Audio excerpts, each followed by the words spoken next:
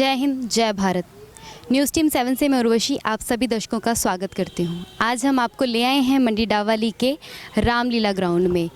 जय श्री राम नगर नाट्यशाला के सभी पात्र जो यहाँ पर रामलीला किया करते थे। नवरात्रों के साथ साथ जो डवाली की जनता है उनमें एक बात का बहुत क्रेज़ रहा करता था, वो था रामलीला का। नवरात्रि के प्रथम दिन से जो रामलीला है उसकी लीलाएं यहाँ पर शुरू हो जाया करती थी। और मैं आपको दिखा दूं कि ये वही मंच रामलीला के पात्र हैं, वो अपने किरदारों को निभाया करते थे। पिछले कुछ 2 वर्षों से जो रामलीला वो नहीं हो पाई है कोरोना काल की वजह से, लेकिन इस बार भी कुछ इस तरह की जो दिक्कतें आ चुकी हैं जिसकी वजह से इस बार भी जो रामलीला नहीं हो पाएगी। जो जय श्री राम नगर नाट्यशाला के सभी सदस्य हैं, और मैं आपको बता दूं कि कोई भी व्यक्ति इसमें पेड नहीं है, पैसों को लेकर नहीं।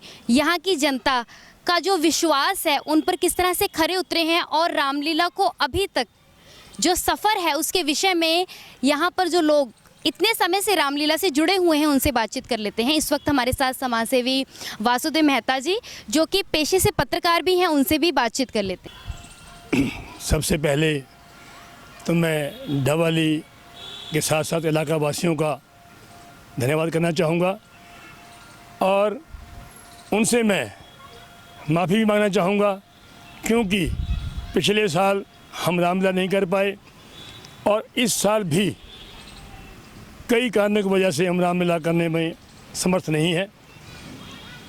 रामलीला का मंचन 1960 यानी 1960 से आरंभ किया गया था। तब उस वक्त हम बच्चे ही थे।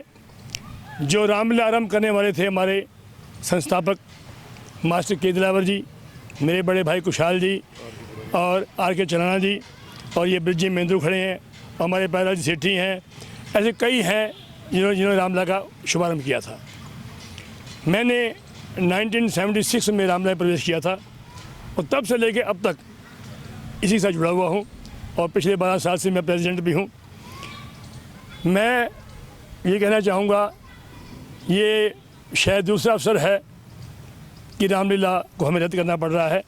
इससे पहले जो अवसर था वो डवाली का अग्निकांड हुआ था, उस वक्त हम रामलीला नहीं कर पाए थे। और इस बार जो पिछले साल की रामलीला थी वो कोरोना काल के वजह से हम नहीं कर पाए थे। इस बार हमारे कुछ साथी हमसे बिछड़ गए हैं, और कुछ प्रशासन की सख्ती भी कुछ ज़्यादा है, तो इसलिए हमें इस रामलीला को रद्द करना पड़ा। क्योंकि हमारी क्लब के संस्थापक मास्टर के दिलावर जी 6 महीने पहले उनकी डेथ हो गई थी। उसके बाद हमारी क्लब के सचिव ओम प्रकाश शर्मा जी, और अब हमारे प्रेस चेयरमैन गोपाल जी मित्तल, उनका भी देहांत हो गया है, जो अभी 10 तारीख को उनका भोग है। और हमारा एक सेवादार भी था कश्मीरी लाल जी, जिनका कार्य था सारे सामानों को ले जाना छोड़ना, उनका भी 15-20 दिन पहले डेथ हुई है। तो इन कारणों से हम इस बार रामलीला रद्द करने जा रहे हैं। वर्ष 1970 से जब से मैं जुड़ा हूँ, इस क्लब की आस्था लोगों के अंदर बढ़ती गई, इतनी बढ़ गई कि यहाँ तक कि यहाँ जो मंच के ऊपर हम भगवान बजरंगबली जी की झांकी निकालते हैं, उसके अंदर भी लोगों की बड़ी आस्था बढ़ गई। लोग जो भी मन्नत मानते थे वो मन्नत उनकी पूरी होती थी। अब भी लोग हमें ये कहते हैं कि हमारी मन्नतें हमने देनी हैं। पिछले साल की मन्नत भी लोगों ने देनी है, और रामलीला ना होने के कारण वो जो कि जैसे कि मेरे साथी वासुदेव जी ने बताया अभी क्यों नहीं हुई या क्यों नहीं कर रहे, उस कारण लोगों की जो आस्था है वो तो बनी हुई है, लेकिन जो लोगों ने अपनी मन्नतें देनी है वो नहीं दे रहे। उनको हमने हाथ जोड़ करके माफ़ी मांगी है कि भगवान ने चाहा, प्रभु राम ने चाहा तो इस साल तो नहीं, अगले साल हम खूब अच्छी तरह से इसको करेंगे। और शहर का एक एक बच्चा, एक एक नौजवान साथी, एक एक बुजुर्ग इस बात को पूछता है भी आप रामलीला क्यों नहीं कर रहे, जबकि सब शहरों में हो रही है। लेकिन कोरोना प्रोटोकॉल को देखते हुए या प्रशासन की सख्ती को देखते हुए ऐसी जिम्मेवारी हम नहीं ले सकते। बाकी बात रही कलाकारों की, कलाकार इतने हमारे पास बढ़िया से बढ़िया हैं, शायद आपको विश्वास ना हो। इस मंच के कलाकार टीवी में चले गए हैं, पिक्चरों में चले गए हैं, और कॉमेडी शो में भी वहाँ टीवी पे चल रहे हैं, ये इस क्लब की देन है, इस मंच की देन है। और इस मंच को जो मानता है, पूजता है, वो हमेशा ज़िंदगी में उसे तरक्की की है। तो किस तरह की उस वक्त की रूपरेखा हुआ करती थी और पात्र जो रियल लाइफ और रियल लाइफ में किस तरह से अपनी भूमिका निभाया करते थे? सबसे पहले तो मैं सभी को जय श्री राम कहना चाहूँगा। उसके बाद में जो पात्र हैं वो सभी अपनी मर्यादा में रहते हैं, क्योंकि हम एक जहाँ संकल्प लेते थे, जिस दिन रामलीला की ध्वजा स्थापित कर देते हैं, हम 1.25 महीने पहले ध्वजा स्थापित करते हैं।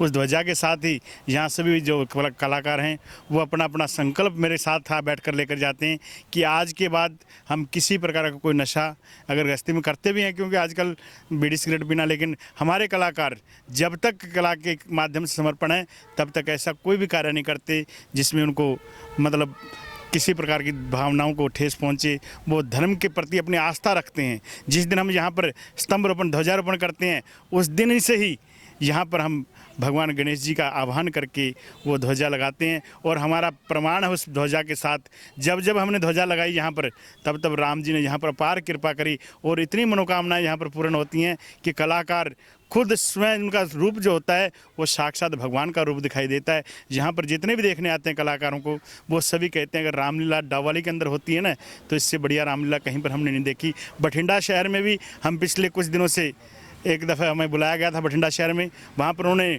मंचन करवाया था। सभी पंजाब से कलाकार आए थे, जहाँ की प्रतियोगिता हुई थी, उसमें भी हमारे डावाली के जो कलाकार थे वो सर्वश्रेष्ठ कलाकार का पुरस्कार लेकर आए थे। फर्स्ट और सेकंड प्राइज जो था हमारे डावाली शहर का था। और ये सारे जो बच्चे हैं बड़े प्रेम से, बड़े भाव से, एक परिवार जैसे भोजन जो है ना, 10 दिन तक रामलीला चलती है, इसी मंच पर बैठकर रात को 1:30 से 2 बजे समापन करके उसके बाद सारे इकट्ठे बैठ के एक थाली में बैठकर सारे भोजन करते हैं। और मैं परमात्मा से प्रार्थना करूंगा आने वाले समय में जब हम रामलीला करेंगे तब भी हमें चंदा नहीं मांगना पड़ेगा और शहर में हम अच्छी रामलीला करेंगे और अच्छा दशहरा करेंगे। और अंत में मैं उन साथियों को नमन करूंगा जो इस रामलीला की रूह रूपी शरीर को छोड़ कर गए हैं, लेकिन उनकी रूह आज भी जहाँ समर्पित है। उनके बच्चे, हमारे विनोद जी धमीजा के बच्चे और बहुत से बच्चे जो यहाँ पर समर्पित हैं आज भी, वो कहते हैं हमारे पिता चले गए तो क्या हो गया, लेकिन हम इस कल मंच के साथ जुड़े हुए हैं और यहाँ पर सदा उनको याद रखा जाए।